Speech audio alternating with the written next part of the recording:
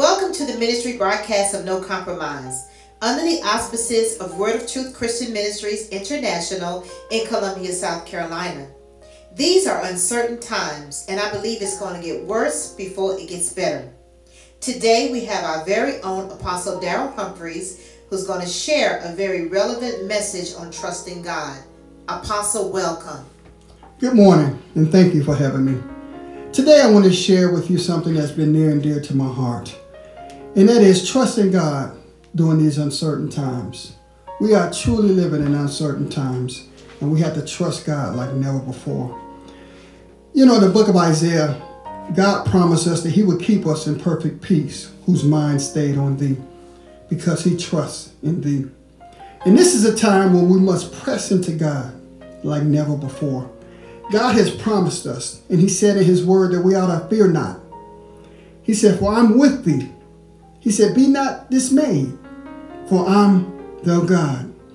He said, I will strengthen thee, and I will help thee, and I will uphold thee with the right hand of my righteousness. Peter tells us to be not afraid, neither be troubled. See, fear will lead us to do two things, either to fight or flight. And the opposite of fear is faith. We must see this issue is not a fear issue, but it's really a faith issue. Fear will paralyze you. Faith should propel you. See, our faith should arise during these times of testing, and these truly are times of testings that we're currently in. Our faith in God should be larger than any issue. The issue should be small while our faith loom large. Joshua tells us not to be afraid. He said, do not be discouraged, for your Lord, your God, will be with you wherever you go. Peter also tells us to take our worries to God and our concerns to him. In the book of Psalms, the Lord is our strength of our life. To whom shall we be afraid? See, God is forewarning us, but more importantly, he's forearming us. We have to maximize these moments. That means we must minimize our misgivings. We must have prayer over panic, faith over fear, because we're going to get victory over this virus. We must have hope rather than horror. We must fight rather than fright, because we're going to have comfort over this chaos.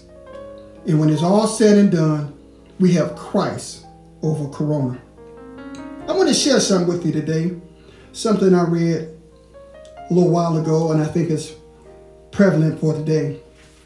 There was a time back in the 1500s when a theologian, Martin Luther, who's known as the father of the Reformation, wrote a letter.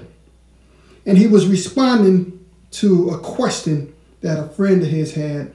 During that time, there was a plague that hit the town of Wittenberg. And Martin Luther's friend asked him a question. And the question he asked him, he said, should we flee? I want to read Martin's response because I think it's important that we understand this in lieu of where we are today. Martin's response was this, as I quote, he said, I shall ask God mercifully to protect us. Then I shall fumigate, help purify the air, administer medicine, and take it. I should avoid places and persons where my presence is not needed, in order not to become contaminated and thus perhance inflict and pollute others, and so cause their death as a result of my negligence. If God should wish to take me, he will surely find me, and I have done what he has expected of me, and so I am not responsible for either my own death or the death of others. If my neighbor needs me, however, I should not avoid place or person, but will go freely, as stated above. See, this is such a God-fearing faith because it is neither brash nor foolhardy and does not tempt God. There were two things that Martin said that really stood out to me. First, he said, I should ask God mercifully to protect us. I believe during this time, we have to seek God's protection. Then the second thing that stood out to me, he said, if my neighbor needs me, however, I should not avoid place or person, but will go freely, as stated above. For our neighbor is in need of us today, people of God. I want to share some alarming statistics about COVID-19. In the city of Los Angeles, there have been some 1,500 calls about COVID-19 in the month of March alone. That's 75 times more than the previous month. In the city of Boston, there have been some 350 calls a day about COVID-19. The National Crisis Suicide Hotline has received some 6,000 calls a week as a result of COVID-19. In Portland, Oregon, the suicide hotline has increased 41% as a result of COVID-19. And in North Dakota, there have been some 300% increase in suicide calls to their suicide hotline as a result of COVID-19. I want to share something else with you. In Colorado Springs, Colorado, there were 2 cadets in the Air Force Academy who committed suicide as a result of COVID-19. In Italy, there was a 34-year-old Italian nurse who committed suicide after testing positive while working on the front lines of COVID-19. In Germany, a German financial minister committed suicide as a result of COVID-19 because of the pressure and the impact that COVID-19 is having on the financial community.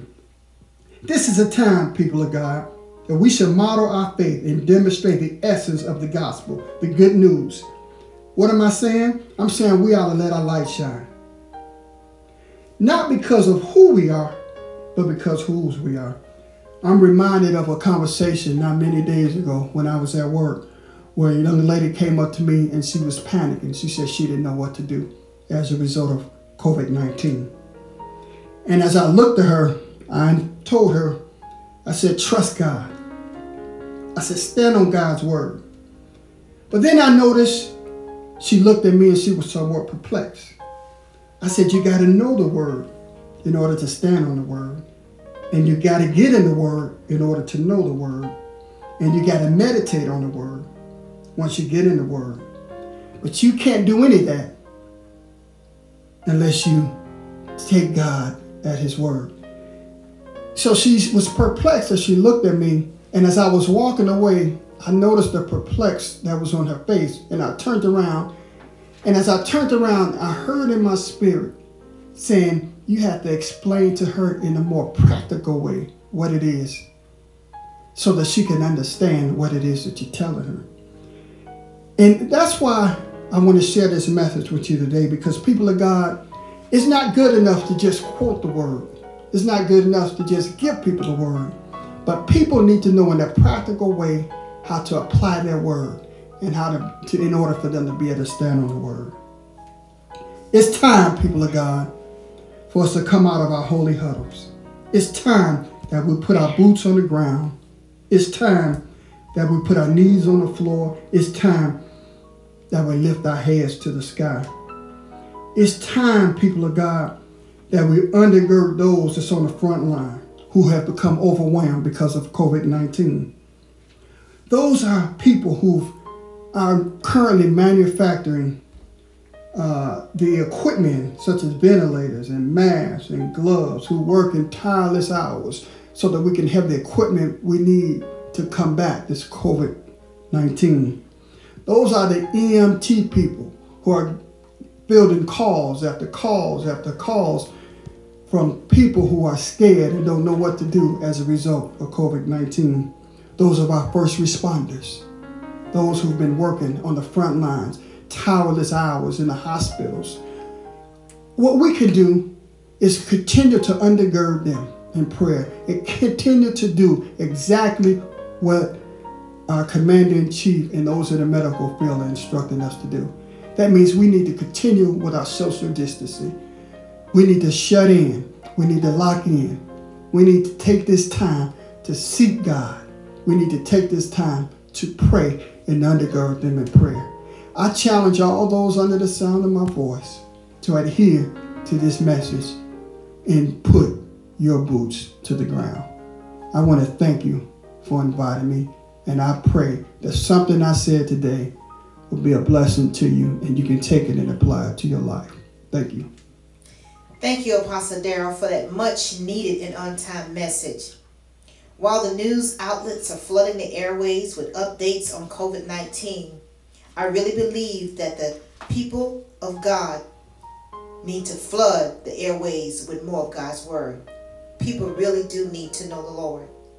To our listeners, thank you for faithfully tuning in to this broadcast each week. Our hope is that you are encouraged. Until the next time, shalom.